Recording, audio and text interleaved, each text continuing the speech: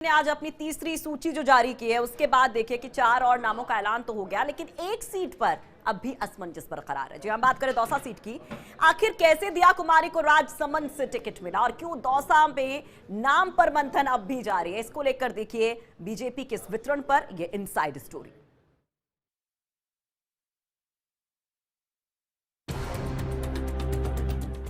दौसा के अलावा बीजेपी ने राजस्थान में 23 सीटों पर उम्मीदवारों का ऐलान कर दिया है।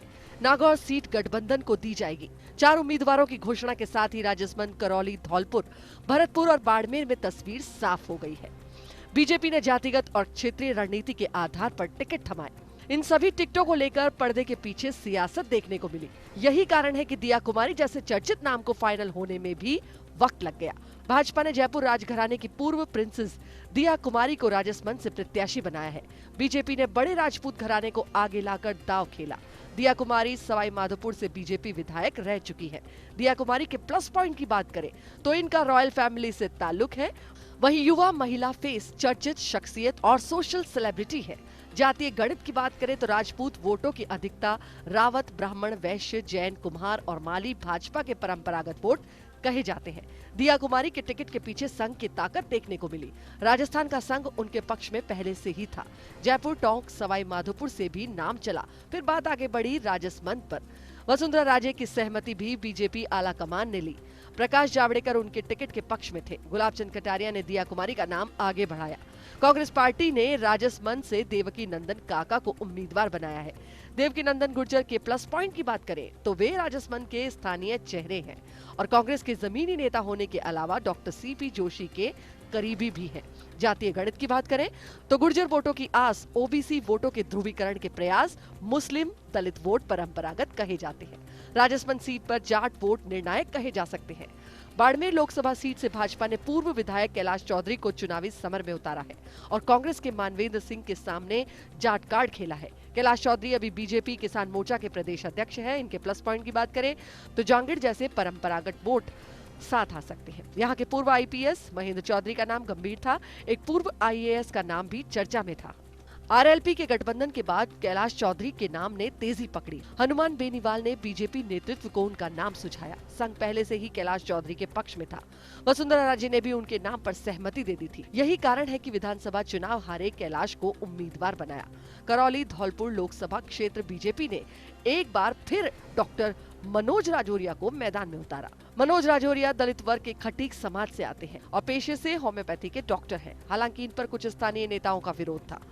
राजौरिया सरल छवि के व्यक्ति हैं। खटीक वोटों का साथ और बैरवा वोट इनके साथ आ सकते हैं। जातीय गणित की बात करें, खटीक, बैरवा, रैगर वोट मिल सकते हैं। इनके अलावा गुर्जर, माली, कुशवाहा, वैश्य और ब्राह्मण वोट भी साथ आ सकते हैं। पूर्व मुख्यमंत्री वसुंधरा राजे उन्हें टिकट दिलाकर लाई।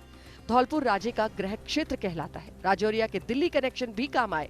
मीणा और गुर्जर इस सीट पर निर्णायक भूमिका निभा सकते हैं। भरतपुर से बीजेपी ने कोहली परिवार पर दांव खेला। मौजूदा सांसद बहादुर सिंह कोहली का टिकट काटकर रंजीता कोहली के रूप में नए चेहरे को उम्मीदवार बनाया। कांग्रेस के जाटव कार्ड के सामने बीजेपी ने परंपरागत कोहली कार्ड खेला। प्लस पॉइंट की बात करें तो रंजीता कोहली पूर्व सांसद गंगाराम कोहली के परिवार से ताल्लुक रखती है। जातीय गणित देखें तो कोहली, गुर्जर, मूल ओबीसी सामान्य वर्ग के वोटों की उम्मीद है। ये तय था बहादुर सिंह कोहली रिपीट नहीं होंगे। ये भी तय हुआ कि महिला दलित फेस बीजेपी सामने लाएगी। कोहली को बीजेपी का परंपरागत वोट बैंक माना जाता है। रंजीता को आगे लाने में वसुंधरा राजे ने सहमति जताई। वसुंधरा राजे कैंप के विचार के बाद ही नेतृत्व ने यहाँ जाटव नहीं लड़ाने का निर्णय लिया। बीजेपी ने 23 सीटों पर उम्मीदवार उतार दिए। नागौर सीट आरएलपी के खाते में चली गई है। दौसा में अभी पेच फंसा हुआ है। यहाँ डॉक्टर किरोड़ी लाल मीणा ने अपना पक्ष आला कमान के सामने रख दिया है। डॉक्टर किरोड़ी नहीं चाहते कि दौसा सीट पर महुआ विधायक या उनके परिवार को वरीयता दी जाए। दौसा से उनकी पत्नी गोलमा देवी का रेस में शुमार है।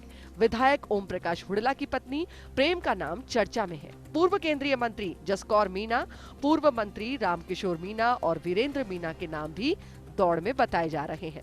सुनने में आया है कि बीजेपी आला कमान ने दौसा में कुछ नामों पर रैपिड सर्वे करा लिया है।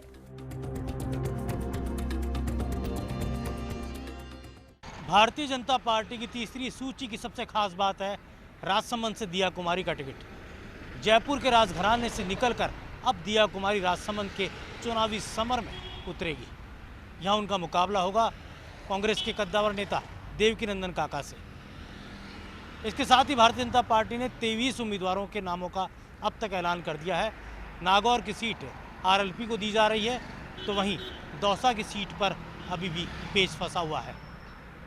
दौसा में अभी भी डॉक्टर किरोड़ीलाल मीणा चाह रहे हैं कि उनकी इच्छा के अनुरूप वहां टिकट दिया जाए, और वहीं पर एक खेमा इस बात को लेकर विरोध में अड़ा है कि ओम प्रकाश हुड्डा की पत्नी को टिकट दिया जाए। कैमरा जर्नलिस्ट धर्मेंद्र के साथ योगेश शर्मा, फर्स्ट इंडिया, जयपुर। तो फिलहाल बीजेपी